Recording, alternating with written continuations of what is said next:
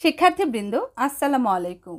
আজকে আমি তোমাদেরকে দ্বিতীয় শ্রেণীর পরিবেশ পরিচিতি এখান থেকে 10টি প্রশ্ন পড়াবো। গুরুত্বপূর্ণ 10টি প্রশ্ন আমি তোমাদেরকে পড়াবো। তো চলো তাহলে শুরু করছি। প্রশ্ন নাম্বার 1, পরিবেশ কাকে বলে, পরিবেশ কত প্রকার ও কি কি? পরিবেশ কাকে বলে, পরিবেশ কত প্রকার ও কি কি? উত্তর, আমাদের চারপাশে সব কিছু নিয়ে আমাদের পরিবেশ। আমাদের চারপাশের সব কিছু নিয়ে আমাদের পরিবেশ। পরিবেশ দুই প্রকার, যথা 1 প্রাকৃতিক পরিবেশ, 2 সামাজিক পরিবেশ। পরিবেশ দুই প্রকার, প্রাকৃতিক পরিবেশ ও সামাজিক পরিবেশ। তাহলে প্রশ্নটা আরেকবার পড়ছি। আমাদের চারপাশে সব কিছু নিয়ে আমাদের পরিবেশ। পরিবেশ দুই প্রকার, যথা প্রাকৃতিক পরিবেশ, সামাজিক পরিবেশ। এবার প্রশ্ন নাম্বার 2, জীব ও জড়ের মধ্যে পার্থক্য। উত্তর, জীব ও জড়ের মধ্যে পার্থক্য নিম্নে দেওয়া হলো। দেখো এই পাশে জীব একটা ঘর করেছি, এভাবে দুইটা দাগ দিয়ে মাঝখানে একটা দাগ দিয়েছি। দেখো এই পাশে আছে জীব, এ পাশে আছে জড়, আমরা উপরে লিখেছি। এবার ক, জীবের জীবন আছে। এবার ক, জড়ের জীবন নেই। খ, জীব বড় হয়। খ, জড় বড় হয় না। গ, জীব খাবার খায়। গ, জড় খাবার খায় না। ঘ, জীব চলাফেরা করতে পারে। ঘ, জড় চলাফেরা করতে পারে না। ও, জীব থেকে নতুন জীব হয়। ও, জড় থেকে নতুন জড় হয় না। এই 5টি পার্থক্য তোমরা পড়বে। এবার প্রশ্ন নাম্বার 3, শিশুর প্রতি পরিবারের দায়িত্ব কি কি? উত্তর, শিশুর প্রতি পরিবারের দায়িত্ব হচ্ছে ক, শিশুর যত্ন নেওয়া। খ, শিশুর ভালো খাবারের ব্যবস্থা করা। গ, শিশুর লেখাপড়ার ব্যবস্থা করা। ঘ, শিশুর চিকিৎসার ব্যবস্থা করা ও শিশুকে আদর করা। শিশুর প্রতি পরিবারের দায়িত্বগুলো আরেকবার পড়ছি। শিশুর প্রতি পরিবারের দায়িত্ব হচ্ছে শিশুর যত্ন নেওয়া, শিশুর ভালো খাবারের ব্যবস্থা করা, শিশুর লেখাপড়ার ব্যবস্থা করা, শিশুর চিকিৎসার ব্যবস্থা করা, শিশুকে আদর করা। এবার প্রশ্ন নাম্বার 4 দেখো, পরিবারের প্রতি শিশুর দায়িত্ব কি কি? শিশুর প্রতি পরিবারের যেমন দায়িত্ব আছে, পরিবারের প্রতিও শিশুর একটি দায়িত্ব আছে। উত্তর, পরিবারের প্রতি শিশুর দায়িত্ব হচ্ছে ক, বড়দের সম্মান করা। খ, ছোটদের আদর করা। গ, বাবা মায়ের কাজে সাহায্য করা। ঘ, পরিবারের কেউ অসুস্থ হলে সেবা করা। পরিবারের প্রতি শিশুর দায়িত্ব হচ্ছে বড়দের সম্মান করা, ছোটদের আদর করা, বাবা মায়ের কাজে সাহায্য করা, পরিবারের কেউ অসুস্থ হলে সেবা করা। এবার প্রশ্ন নাম্বার 5 দেখো, গাছপালা আমাদের কি কি কাজে লাগে? গাছপালা আমাদের কি কি কাজে লাগে? উত্তর, গাছপালা আমাদের বিভিন্ন কাজে লাগে। যেমন ক, গাছ থেকে আমরা খাবার পাই। খ, গাছ থেকে নতুন ওষুধ তৈরি হয়।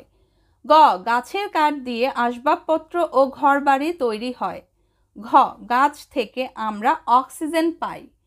ও, গাছের পাতা ও কাঠ জ্বালানি হিসেবে ব্যবহার করা হয়। দেখেছো গাছের কত উপকার, গাছ থেকে আমরা কত কিছু পাচ্ছি। এবার আবার পড়ছি, গাছপালা আমাদের বিভিন্ন কাজে লাগে। যেমন ক, গাছ থেকে আমরা খাবার পাই।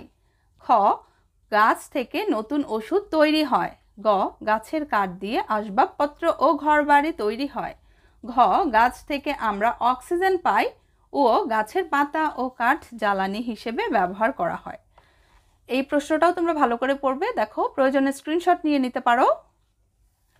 এবার দেখো প্রশ্ন নাম্বার 6, স্বাস্থ্যসম্মত খাদ্য বলতে কি বোঝায়? স্বাস্থ্যসম্মত খাদ্য বলতে কি বোঝায়? উত্তর, যেসব খাদ্য আমাদেরকে সুস্থ রাখে সেসব খাদ্যকে স্বাস্থ্যসম্মত খাদ্য বলে। যেসব খাদ্য আমাদেরকে সুস্থ রাখে সেসব খাদ্যকে স্বাস্থ্যসম্মত খাদ্য বলে। যেমন মাছ, দুধ, ডিম, ফল, শাকসবজি, ভাত, রুটি ইত্যাদি। যেসব খাদ্য আমাদেরকে সুস্থ রাখে সেসব খাদ্যকে স্বাস্থ্যসম্মত খাদ্য বলে। যেমন মাছ, দুধ, ডিম, ফল, শাকসবজি, ভাত, রুটি ইত্যাদি। এবার দেখো প্রশ্ন নাম্বার 7, আমাদের জীবনে খাদ্যের প্রয়োজনীয়তা বর্ণনা করো। আমাদের জীবনে খাদ্যের প্রয়োজনীয়তা বর্ণনা করো। উত্তর, আমাদের জীবনে খাদ্যের প্রয়োজনীয়তা অপরিসীম। যেমন ক, বেঁচে থাকার জন্য খাদ্যের প্রয়োজন। খ, জীবের বড় হওয়ার জন্য খাদ্যের প্রয়োজন। গ, শরীরে শক্তি বৃদ্ধির জন্য খাদ্যের প্রয়োজন। ঘ, শরীরে সুস্থতার জন্য খাদ্যের প্রয়োজন। তাহলে আমাদের কি কি কাজে খাদ্যের প্রয়োজন হয়? আবার পড়ছি, দেখো। আমাদের জীবনে খাদ্যের প্রয়োজনীয়তা অপরিসীম। যেমন বেঁচে থাকার জন্য খাদ্যের প্রয়োজন, জীবের বড় হওয়ার জন্য খাদ্যের প্রয়োজন, শরীরে শক্তি বৃদ্ধির জন্য খাদ্যের প্রয়োজন, শরীরের সুস্থতার জন্য খাদ্যের প্রয়োজন। দেখো প্রশ্ন নাম্বার 8, রোগ কেন হয় বর্ণনা করো। রোগ কেন হয় বর্ণনা করো। উত্তর, বিভিন্ন কারণে রোগ হয়। কিছু রোগ হাঁচি ও কাশির মাধ্যমে হয়, যেমন সর্দি কাশি, খোস পাচড়া ইত্যাদি।